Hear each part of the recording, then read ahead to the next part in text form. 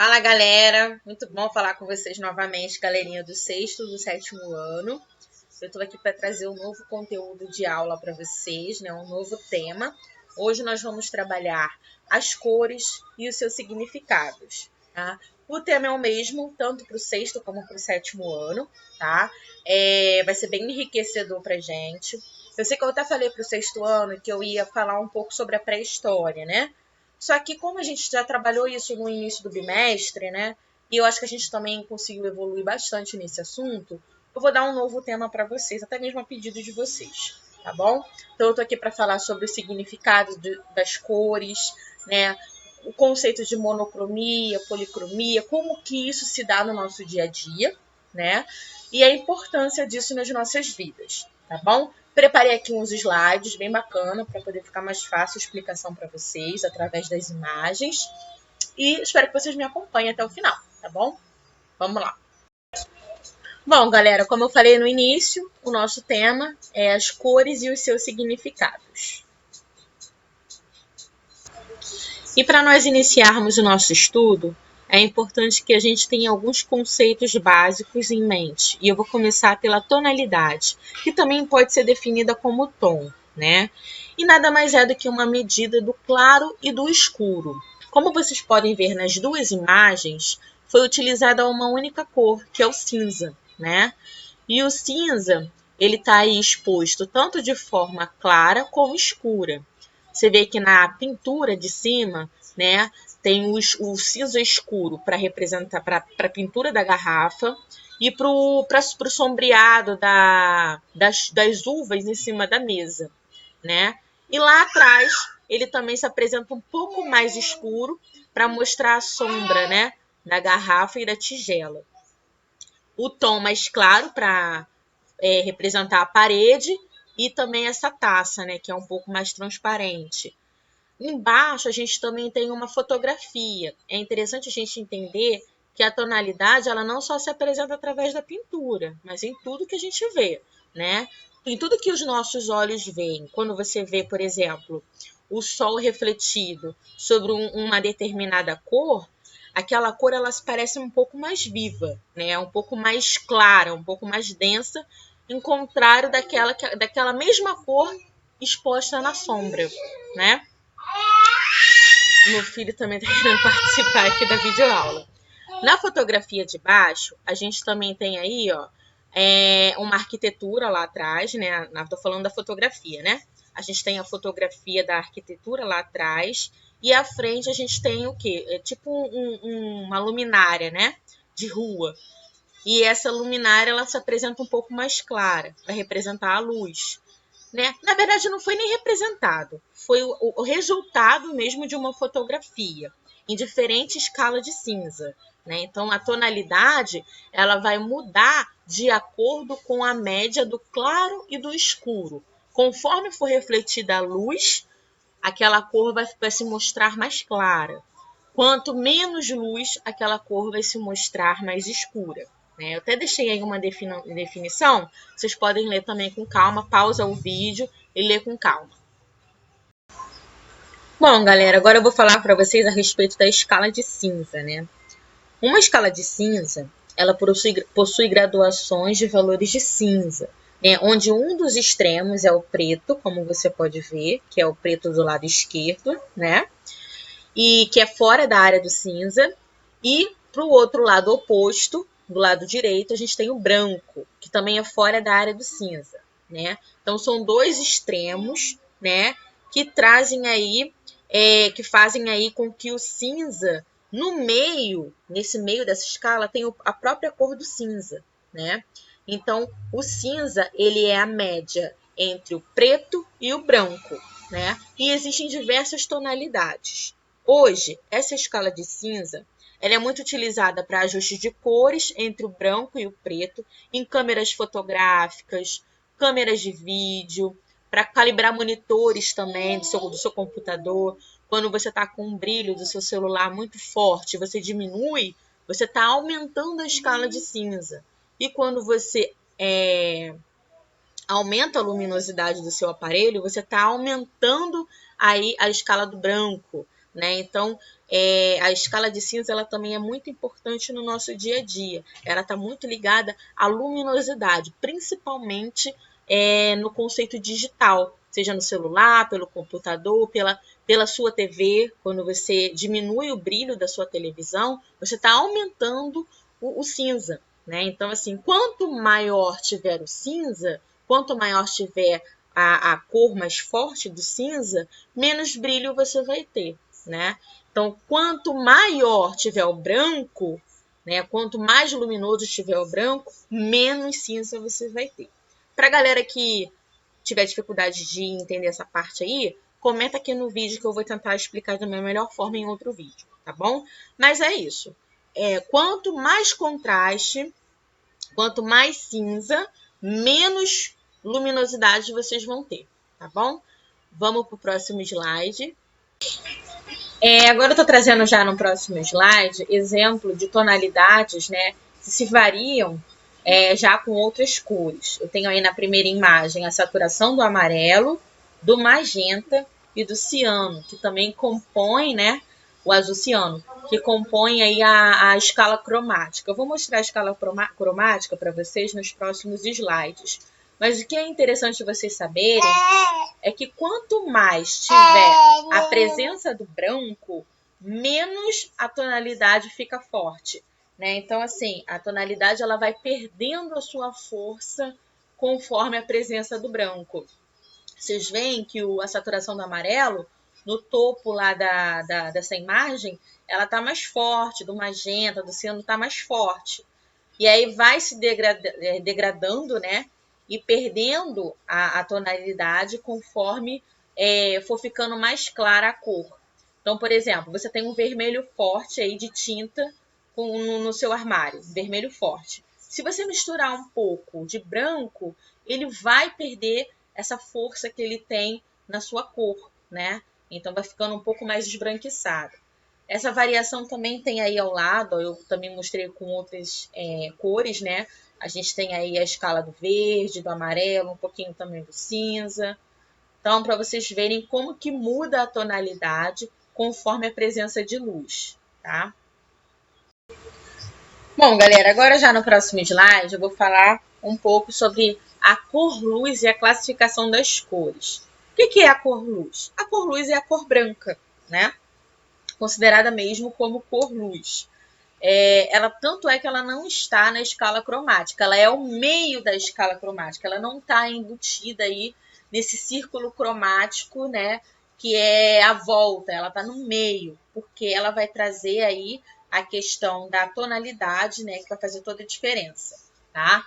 Então, a gente tem em um círculo cromático, que é esse que vocês estão vendo embaixo, né, esse um pouco mais embaixo, a composição das cores primárias, que são chamadas também de cores puras, né? Como o vermelho, o amarelo e o azul. Do lado direito, a gente também tem aí uma legenda, né?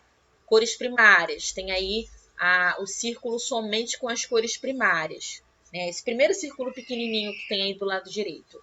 Então, tem aí primário, amarelo, vermelho e azul.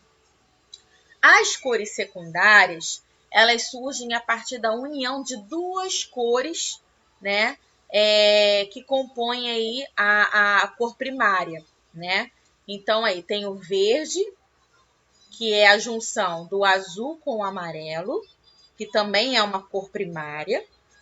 E também a gente tem aí o laranja, amarelo e vermelho, que é a composição, né, também de duas cores primárias. O laranja, ele é a composição do amarelo com o vermelho.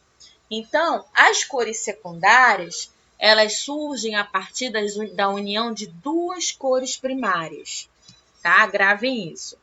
E as cores terciárias, essas surgem a partir da mistura de uma cor primária com uma cor secundária, né? Então, por exemplo, se eu juntar aí Deixa eu ver aqui, peraí. Então, galera, como vocês podem ver aí, ó, como cor terciária, eu posso unificar o vermelho com o violeta. Se eu juntar essas duas cores, o que que sai para mim? O vermelho arroxeado. Ele tá bem embaixo aí, ó, do lado direito, no cantinho direito, embaixo. Vermelho arroxeado é a junção da cor primária, vermelho, com o violeta, que sai para mim a cor terciária, vermelho arroxeado.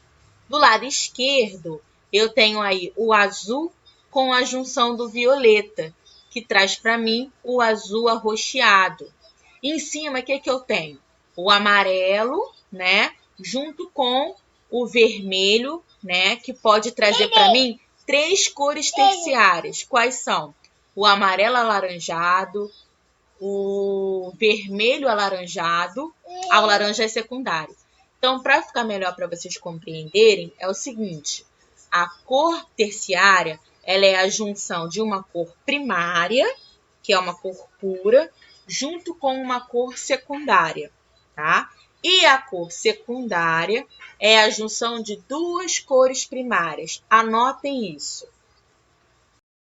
E outra coisa também, galera, que é importante vocês saberem, é que dentro do círculo cromático, a gente não tem só a composição de cores primárias, secundárias e terciárias. A gente também tem 2 conceitos de cores, que são as cores complementares. O que são as cores complementares? São aquelas que dentro do círculo cromático, como vocês podem ver na imagem, elas estão posicionadas nas extremidades opostas. Então, por exemplo, como está simbolizando aí, o amarelo, ele é totalmente oposto do roxo, né? Na escala cromática. Então, por isso que os dois estão em lados totalmente opostos. São cores totalmente diferentes. E ao contrário disso, galera, as cores análogas são aquelas que estão próximas já uma das outras, né? São aquelas que são amigas, né? Não são rivais. São aquelas que estão dentro do círculo cromático também e elas têm uma proximidade na sua tonalidade. Por exemplo, a gente tem aí, né, esse destaque, né, aí para o azul primário, né, que é uma cor primária, para o azul esverdeado, que é uma cor terciária, e para o azul arroxeado, que também é uma cor terciária. Então, esses 2 pontinhos aí pretos, eles estão destacando cores que são muito próximas uma da outra. São cores análogas. E do outro lado também, a gente também tem cores análogas. Ó, a gente tem o vermelho e 3 tipos de laranja. São cores bem próximas umas das outras. Então, são cores análogas. Então, cores complementares são totalmente opostas. Cores análogas são aquelas que estão bem próximas umas das outras em relação à cor e tonalidade. Agora, um outro conceito também que nós vamos trabalhar agora é o conceito de monocromia. O que é monocromia? É a questão de termos uma única cor em evidência, né? Então, a gente tem aí uma pintura, né? São 4 homens aí, cada um sendo representado com a escala do cinza, né? O preto com o branco. E do lado a gente tem o policial entrando aí em parece que é uma casa que foi arrombada, né?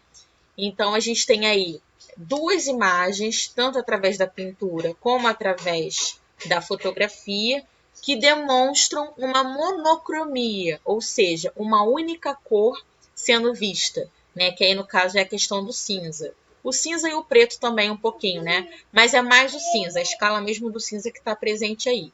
Eu vou mostrar também um outro exemplo agora de monocromia. A gente já tem nessa segunda imagem já a monocromia do amarelo. Temos um amarelo um pouco mais escuro, em contrapartida, algumas partes ele está mais claro, mas é uma monocromia. Ele está em diferentes tonalidades, mas é uma cor única na imagem. E por outro lado, a gente também tem um pouquinho do azul. O azul ciano, o azul um pouco mais claro, o azul turquesa, o azul piscina, o azul marinho. É toda uma composição de azul, mas não foge desse tipo de cor, né? Então, monocromia é quando nós temos uma única cor em evidência. E a gente também tem a monocromia presente no nosso dia a dia, na nossa vida, nas coisas que a gente vê. Como eu dei 2 exemplos aí, né? O exemplo de uma decoração, uma sala de estar, toda ela em azul, né? O sofá, a parede, São diferentes tonalidades, mas não foge da cor azul, né?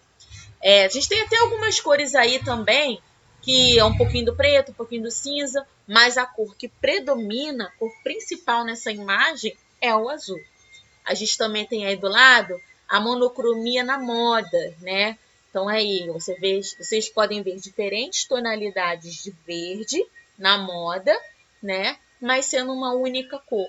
Isso é o que compõe a monocromia, uma única cor, independente da tonalidade, tá bom?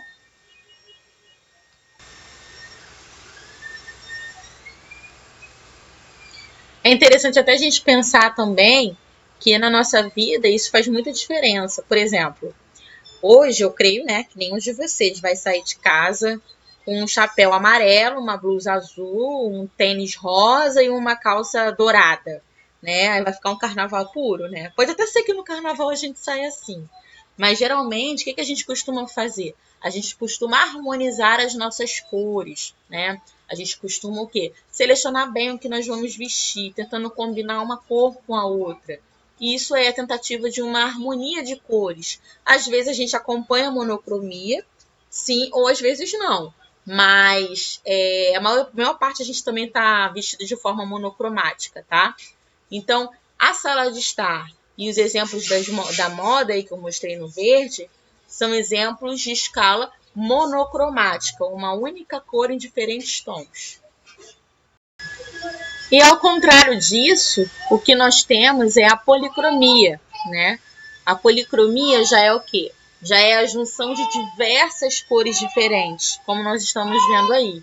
A gente tem o exemplo dos vitrais do lado esquerdo, para a galera do 7º ano, né? Já estão mais familiarizados, né, com os vitrais góticos das grandes catedrais. Também é um exemplo de policromia, né? Que são as janelas, né? Você vê que essa janela está bem colorida. E do lado direito a gente também tem um exemplo aí de decoração policromática, né? Essa decoração, o bacana é que houve uma harmonização de cores, né? Então, para você ver que ficou uma sala de estar bem assim colorida, bem dinâmica, mas se não houvesse essa harmonização de cores, ia ficar uma bagunça, né? Então, gente, esse é o conceito que eu trouxe para vocês, né? Um pouco dos conceitos a respeito de cores. A nossa aula se encerra por aqui. Eu espero que vocês tenham gostado.